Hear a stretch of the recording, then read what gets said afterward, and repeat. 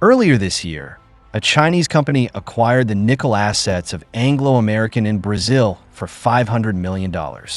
The deal includes 2 mines and a processing plant, with an annual output of about 40,000 tons.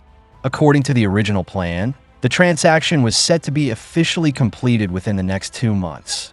But unexpectedly, the deal is now facing opposition from a Dutch company and the American Iron and Steel Institute. About 2 weeks ago, a Dutch company submitted documents to both the EU and local regulators in Brazil, requesting a review of the acquisition on the grounds that China might pose risks of market monopoly and supply chain security. At the same time, the American Iron and Steel Institute also took action. They directly submitted a letter to the White House, urging the Trump administration to intervene and block the Chinese company from completing the deal. But here's the real question. Why are they so determined to stop China from acquiring nickel assets in Brazil? And what does it actually mean if China takes control of Brazil's nickel industry? If you like our video content, please click to subscribe to my YouTube channel so that you can receive all our latest video content. Now, let's get into today's topic.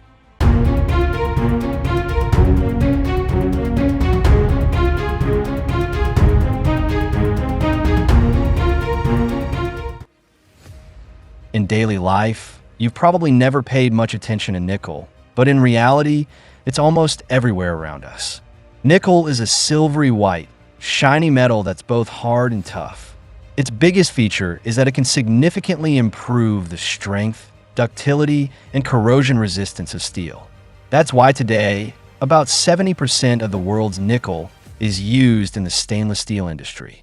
The stainless steel pots and pans in your kitchen, the handrails in subways and shopping malls, even the metallic facades of skyscrapers that shape a city's skyline. All of them rely on nickel. And with the rapid rise of the electric vehicle industry, nickel's presence has become even more important. It's now one of the key materials in lithium batteries. That's because the amount of nickel determines a battery's energy density, which in turn determines how far an EV can run and how efficient charging can be. Globally, the country with the highest demand for nickel is China.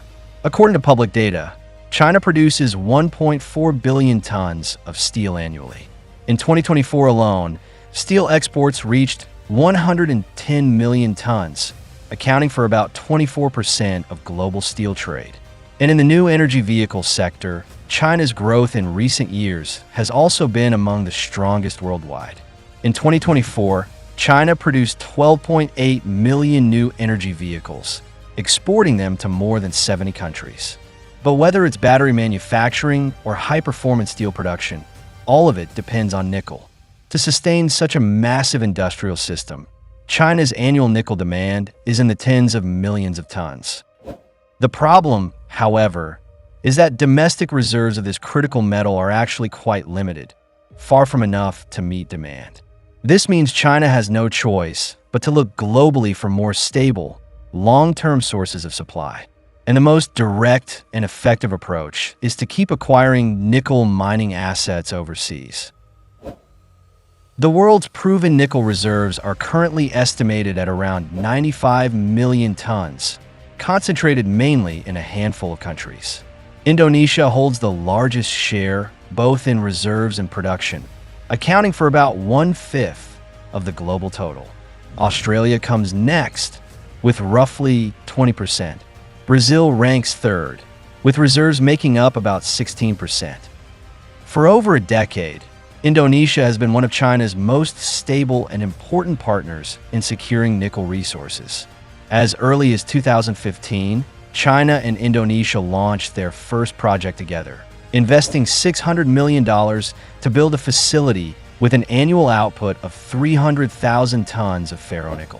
Just a year later, another $1 billion was invested to expand the project, doubling its capacity to 600,000 tons a year. From 2010 until now, the total scale of cooperation between China and Indonesia in the nickel sector has grown rapidly, from just $1 billion at the beginning to more than $21 billion today. However, this partnership reached a turning point in 2020. Starting January 1st of that year, Indonesia officially implemented a ban on the export of unprocessed nickel, or prohibiting direct overseas shipments.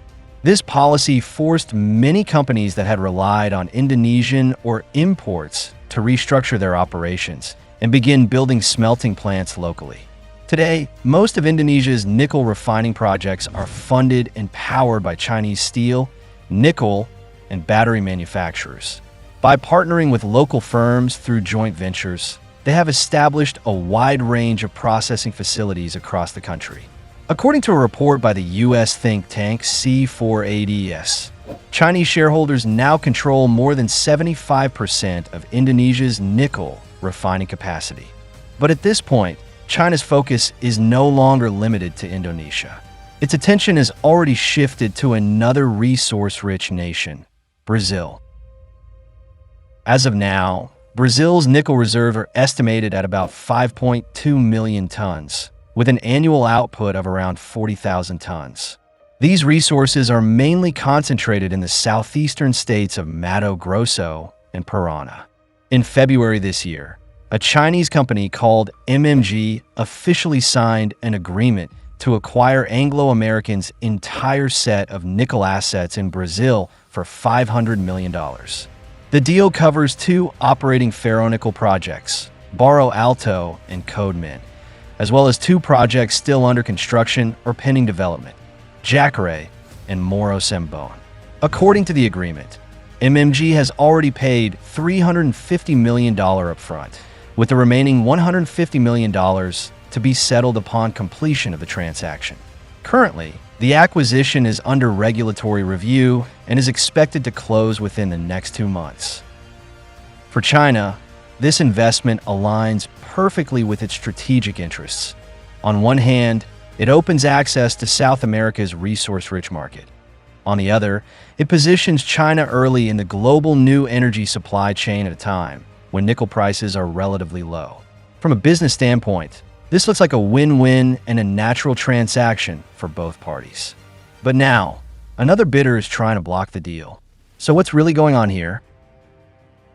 From what I've learned, before the Chinese company took over Anglo American's entire nickel business in Brazil, there was actually another bidder, a Dutch mining company called Corex. Early in the negotiations, Corex offered as much as $900 million for the asset, nearly double the Chinese bid.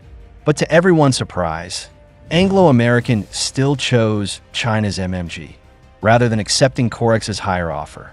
What's even more puzzling is that throughout the process, Anglo American never gave a clear explanation for this decision. Naturally, Corex's CEO Yildirim was far from satisfied. He went so far as to submit documents to both EU and Brazilian regulators, calling for a review of the deal. To back this up, Corex prepared a very detailed complaint. The central argument of that complaint is this: China already controls about 60% of global nickel production. If it were to also acquire Anglo American's assets in Brazil, then the world's nickel supply could become overly concentrated in Chinese hands. Corex fears that once China has the ability to restrict exports, the entire supply chain could face a serious chokehold. Even worse, they worry China might seize the chance to drive up prices, which could destabilize the global market. Almost at the same time, the American Iron and Steel Institute also took action. Just last month, they submitted a formal letter to U.S. Trade Representative Jamieson Greer, explicitly voicing serious concerns about the deal. The letter was delivered during a period when the U.S. government was holding a public consultation on whether Brazil's trade practices might harm American interests. In the letter, the Institute argued that China's acquisition would give Beijing direct influence over a significant share of critical nickel resources, something they say could threaten fair market access to these vital minerals worldwide. They also urged the Brazilian government to consider exploring an alternative ownership structure, essentially rearranging control of the assets to prevent them from falling into the hands of a single country. At this point, many people's first reaction might be, if Corex offered a higher price, why didn't they win the deal? And as for the American Iron and Steel Institute, since they have nothing directly to do with this transaction, Why are they trying so hard to block it? The answer is actually quite simple. In cross-border mining acquisitions, price is never the only deciding factor. Questions like, is the funding reliable? Is regulatory approval likely to pass? Does the buyer have the capability and stability to operate long-term? These soft conditions often matter more than just a headline offer. As a large state-owned enterprise, MMG has very strong financial backing, extensive global operating experience, and a proven track record in fulfilling agreements. By contrast, even though CoreX was willing to offer more, uncertainties around its funding, stability, and regulatory compliance made it a less reliable choice. For Anglo American, picking a steady and trustworthy buyer was far safer than simply earning a few $100 million more. As for the United States, its push to block China's acquisition of Brazil's nickel assets is ultimately about protecting its own interests. Since Donald Trump came to power, "Make America Great Again" has been his core slogan. On the economic front, he has especially emphasized reviving U.S. manufacturing, with steel and aluminum at the center. In February this year, the U.S. announced a 25% tariff on all imported steel and aluminum products. By June 4th, that tariff had been raised even further to 50%. These moves were designed to give America's steel industry a chance to stand back up. And in practice, they have had some effect. Over the past several months, some U.S. steel mills have expanded capacity and added new production lines, and the industry is slowly recovering. But as we've already mentioned, producing steel, especially stainless steel, cannot happen without nickel as a critical raw material. The problem is that the U.S. only has about 340,000 tons of nickel reserves, and it still relies heavily on imports. Between 2017 and 2024, more than 40% of U.S. nickel imports came from Canada, 10% from Norway, and 8% from Australia.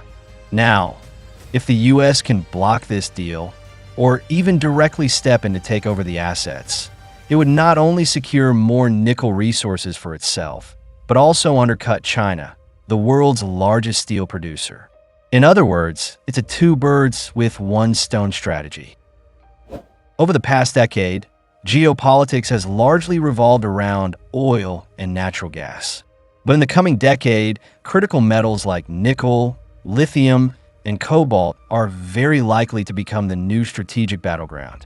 From my perspective, what Europe and the US are truly worried about has never been this single $500 million deal. Compared to the dollar amount, what matters more to them is that in the era of new energy, the balance of power over global resources is slowly slipping out of their hands.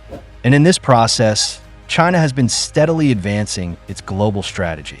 In recent years, Chinese companies have made massive investments in nickel resources in Indonesia, and now they're moving further into the Brazilian market. From the Western point of view, this isn't just expansion, it's a substantive grip on the supply chain itself.